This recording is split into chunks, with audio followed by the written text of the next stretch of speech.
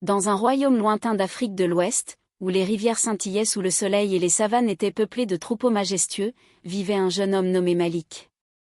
Connu pour sa bravoure et sa gentillesse, Malik était aussi un artiste talentueux. Ses sculptures en bois, inspirées par la nature et les histoires de ses ancêtres, étaient appréciées dans tout le royaume. Mais ce qui distinguait vraiment Malik était son amour inébranlable pour une femme nommée Zara. Zara était la fille d'un riche commerçant. Belle comme une nuit étoilée, elle avait une voix douce qui pouvait apaiser les cœurs les plus tourmentés. Malik était tombé amoureux d'elle dès leur première rencontre au marché, où elle choisissait des tissus à motifs pour sa famille. Depuis ce jour, Malik avait décidé qu'il ferait tout pour conquérir son cœur. Pour gagner l'amour de Zara, Malik entreprit une série d'exploits extraordinaires. Il sculpta une magnifique statuette représentant un lion et une gazelle dans une danse harmonieuse, symbolisant son respect et son admiration pour elle. Cette œuvre fut livrée à Zara, qui, touchée par tant de délicatesse, accepta de le rencontrer.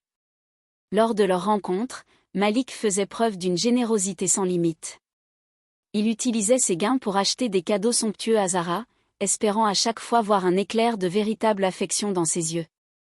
Malik construisit même un jardin secret, rempli des fleurs préférées de Zara, où ils se retrouvaient pour discuter et partager des moments intimes. Avec le temps, Malik entreprit un projet encore plus ambitieux. Il commença à sculpter une fresque massive sur le flanc d'une montagne proche du village. Chaque détail racontait leur histoire, du premier regard qu'ils échangèrent à leur moment de complicité dans le jardin secret. Cette fresque devint le symbole de son dévouement, attirant l'attention de tout le royaume. Mais alors que Malik se dévouait corps et âme, Zara restait distante. Ses sourires étaient charmants mais manquaient de chaleur sincère. Les amis de Malik le prévenaient, « Fais attention, Malik. Zara aime peut-être davantage ce que tu peux lui offrir que toi-même. » Cependant, aveuglé par son amour, Malik ignorait ces avertissements. Un jour, Zara demanda à Malik de l'aider à convaincre son père de la laisser voyager à la capitale pour y étudier. Malik, voyant là une opportunité de prouver une fois de plus son amour, convainquit le père de Zara en lui offrant une sculpture représentant la sagesse et l'éducation. Zara partit alors pour la capitale, promettant de revenir bientôt. Les mois passèrent, mais Zara ne revint pas. Ses lettres devinrent rares, puis cessèrent complètement. Inquiet, Malik décida de se rendre à la capitale pour la retrouver. Ce qu'il découvrit le brisa. Zara était en couple avec un homme riche et influent, un marchand de pierres précieuses. Elle avait utilisé les cadeaux et le soutien de Malik pour gravir les échelons de la société, sans jamais prévoir de revenir. Quand Malik l'affronta, Zara ne nia pas, « Tu es un homme bon, Malik, mais ton monde est trop petit pour moi. Je veux une vie de grandeur que tu ne peux pas m'offrir, » lui dit-elle froidement. Brisé mais déterminé à ne pas sombrer, Malik retourna dans son village. Il se jeta dans son art, créant des œuvres qui reflétaient la douleur, la trahison, mais aussi la renaissance. Ses sculptures prirent une telle ampleur qu'elles attirèrent l'attention au-delà des frontières du royaume.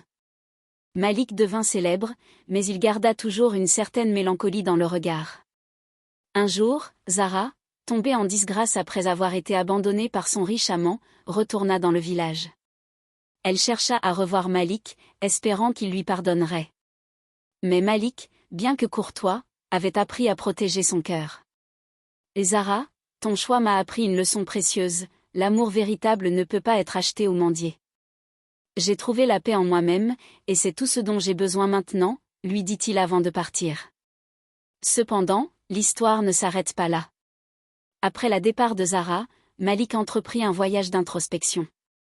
Il parcourut les régions voisines, écoutant les sages des villages reculés et apprenant les mystères de la vie et de l'amour. Il comprit que chaque épreuve est une opportunité de croissance. Malik commença à enseigner son art aux enfants du village, partageant non seulement ses compétences mais aussi ses leçons de vie. Ses sculptures devinrent des contes en bois, racontant des histoires de résilience et de renaissance. L'une de ses créations les plus célèbres fut une scène complexe représentant un homme et une femme dans un dialogue silencieux, entouré de racines d'arbres entrelacées. Cette œuvre devint une légende vivante, attirant des visiteurs de contrées lointaines. Avec le temps, Malik se rapprocha de son peuple. Il découvrit des histoires similaires à la sienne et les transforma en sculptures, à chaque fois avec une touche d'espoir. Il initia un festival annuel d'art, où les gens du royaume exposaient leurs propres œuvres inspirées par la vie et la résilience. Cet événement réunit des personnes de divers horizons, créant un espace où chacun pouvait guérir par l'expression artistique. L'histoire de Malik et Zara devint une légende dans le royaume, une parabole sur l'amour, la dévotion et la trahison. Les œuvres de Malik continuèrent à inspirer des générations, rappelant que, même dans la douleur, il est possible de trouver la beauté et la force. Aujourd'hui encore, le nom de Malik résonne comme un symbole d'espoir et de renaissance, montrant que les cœurs brisés peuvent être la source d'une immense créativité.